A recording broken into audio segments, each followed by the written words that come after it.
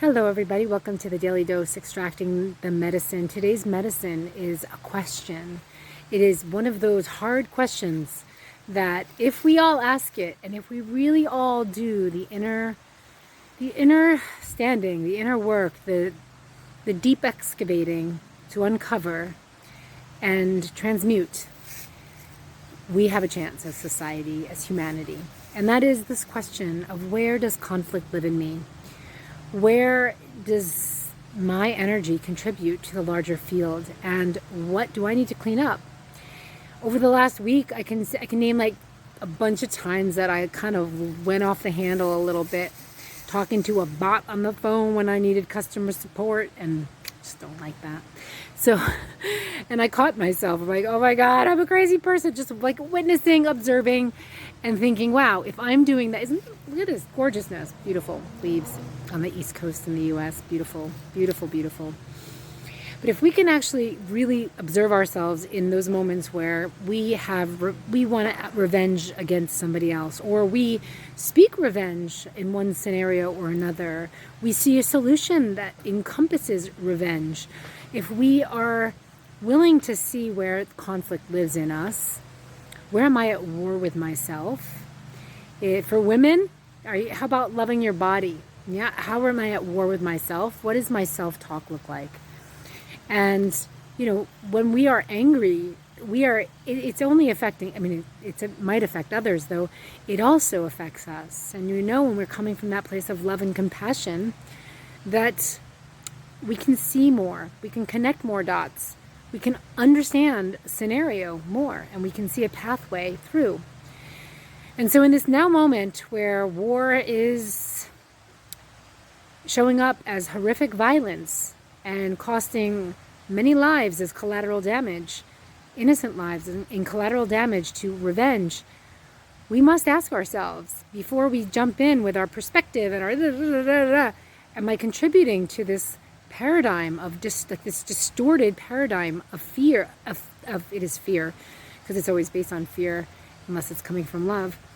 Am I contributing to this distorted paradigm of conflict, and how, and what would it look like to actually contribute a different form? Some conflict is healthy. I actually am writing an essay on this right now, and if you're curious about signing up for that, I will drop the link below, or drop a comment with your name below, and I'm happy to add you to the list to receive it.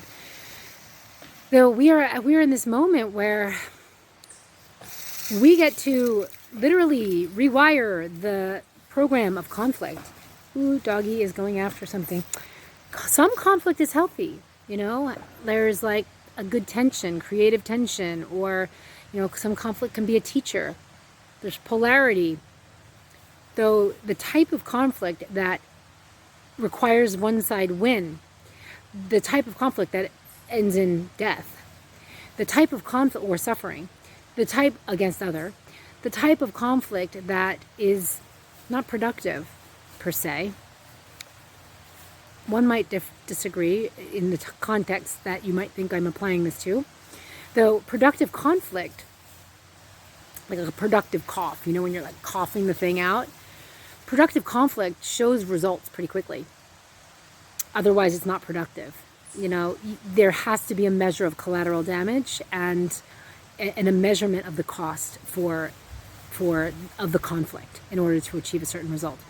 And so this is an invitation for us, without going into issues, and this is not a one side or the other side conversation. This is just a moment where I'm saying, when we examine where conflict lives in us, when we examine where war lives in each of us, we have a chance as humanity. And what I'm getting to the bottom of right now in my inner conflict, it's those inner conflicts. It's kind of a bit of cognitive dissonance sometimes, where you believe one thing and do another thing, or something's good for you or bad for you, but you do it anyway. That's cognitive dissonance. And we are experiencing and witnessing a chronic level of collective cognitive dissonance right now that has severe ramifications.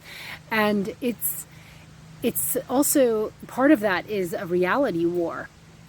All conflict and all violent war is coming from people who have a different perception, a different worldview, a different belief of what's right, what is right about a scenario, and hence there's conflict.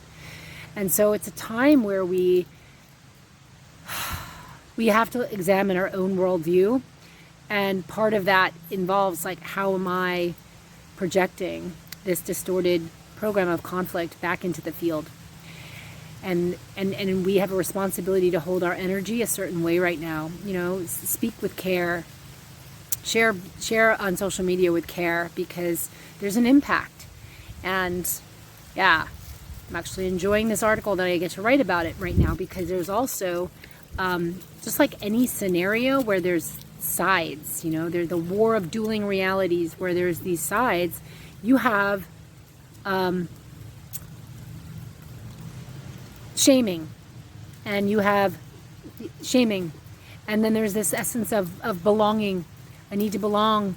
And then there's the essence of self-censorship. I shouldn't say the essence, there's the fact and the outcome of self-censorship.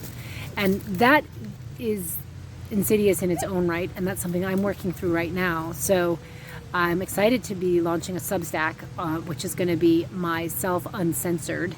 And if you've been on my email list for some time, you might have been, you know, you receive the messages that I send in my emails, and most of the time online are pretty much extracting the medicine without going too much into story. And there's a lot of value to that as well. Though there comes a time where you have to be honest with yourself. One gets to be honest with themselves. Is my voice being censored right now? Am I self-censoring? And that is a form of inner conflict. And how is that contributing to this energy of conflict, this distorted paradigm of conflict I'm talking about? So, extracting the medicine. Where does conflict live in you? Where are you at war with yourself? And that, my dear, is my dog Icy, who wants to go for a walk. So, thank you for listening, and I'd love to hear how this lands for you.